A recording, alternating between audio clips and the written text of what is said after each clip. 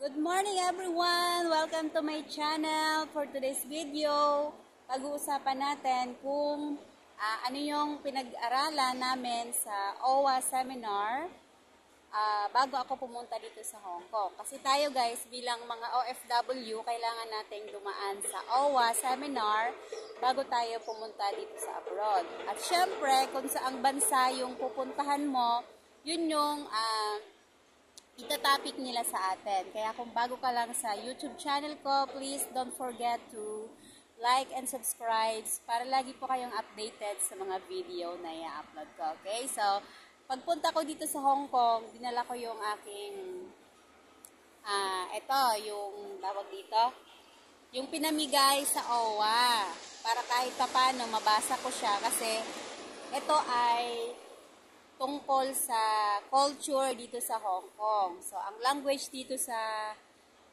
Hong Kong is Cantonese. Kaya yan, may nakalagay dyan na Cantonese. So, ano yung pinag-aralan namin para kahit papano, dun sa mga first-timer na kagaya ko, is meron kayong makuhang idea kung ano nga ba yung pinag-aaralan kapag OWA seminar. Okay?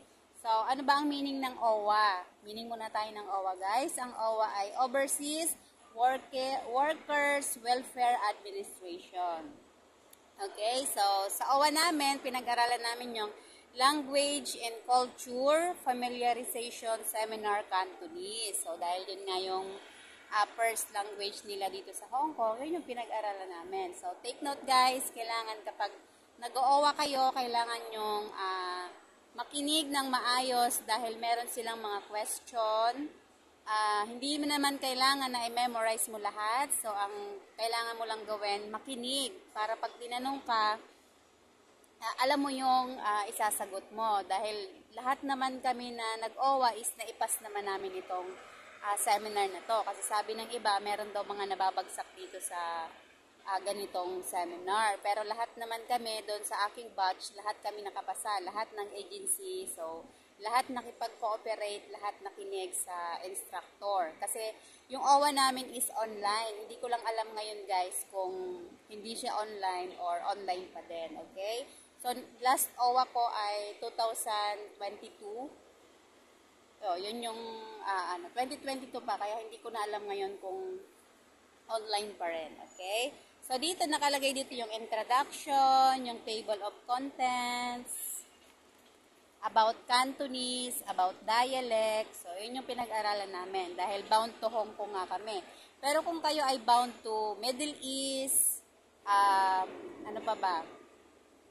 Kung saang bansa man yan, syempre, yun yung i-lecture sa inyo. So, dito pala guys, sa Cantonese, meron silang tones na tinatawag. From 1 to 6. So, nandito ay high, low, mid to high, mid, low, mid to low, low, mid to mid, low, mid. So, yun yung kapag nagsasalita sila, meron silang parang tones na tinatawag pagdating dito sa Hong Kong. Okay? So, pag-aaralan nyo din yung pronunciation guide vowels. Okay? May mga consonant din sila. Medyo mahirap pag-aralan yung Cantonese nga dahil sa tones. So, kapag umiba na yung tones mo, iba na yung meaning nun. Okay, then syllabic consonant, pag-aralan nyo yan. Madami dito guys. Kailangan nyong talagang makinig dahil lahat kayo ay tatawagin ng instructor. Walang exemption. Lahat talaga kayo ay matatawag. Kaya kailangan nyong makinig ng mabuti. Then nakalagay din dito, numerals money. Yung OWA pala namin guys is 3 days. Then, dun kami sa agency nag-attend. So, meron lang kaming computer, 2 batch kami kasi hindi pwede yung iisang computer, marami kayo. Kaya dun sa Maynila pa kami. So, from Batangas, nag-travel ako ng Maynila para lang mag-attend ng OWA. So, kung para hindi kayo hassle sa trabaho, merong mga bed space diyan sa Maynila, yung tutulugan nyo lang. Pwede na kayong kumuha ng ganun guys, kaysa magbiyahe pa kayo sa malayo. Yung pagod nyo, so magkano parang 150 a night yata yung binayaran ko or 300 mga ganyan. So okay na, kaysa babiyahe pa ako pa Batangas, nakakapagod. Okay, pag-aralan nyo yung clock, pag-aralan nyo yung calendar and time, yung mga basic lang ba na kailangan yung matutunan. Yun yung tinuturo sa OWA. Yung months, pag-aralan nyo yung months.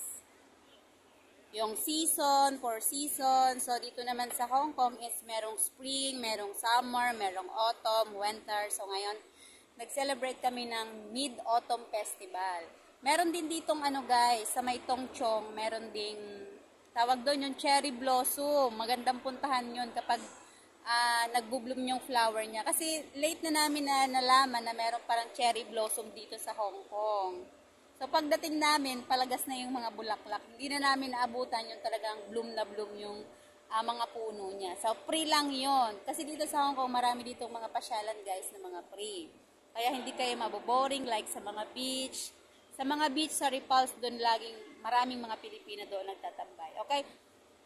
Pag-aralan nyo din dito sa OWA yung conversation. Kasi one by one, for example, partner by partner, pag-aaralan nyo yan, mag-aaral kayo ng conversation. Kaya kailangan, makinig talaga kayong mabuti. Okay? Then meron siyang mga sasabihin na mga words na kailangan hahanapin nyo dito. Then gagawa din kayo ng sentences. Pero makikita nyo na siya dito guys. Kaya nga sabi ko sa inyo, makinig kayo para pag hinanap nyo dito, makakagawa na kayo ng sentence. Okay? So, makinig sa inyong nagtuturo. Okay? So, pag-aralan nyo din dito sa OWA yung house members, like father, mother, kasi dito iba-iba yung tawag. Like, for example, sa side ng babae, ang tawag kay lola ay popo. Then, ang tawag kay lolo, kungkong. Then, pag side naman ni father, ang tawag naman ay mama, then yeye, ganyan. So, iba-iba.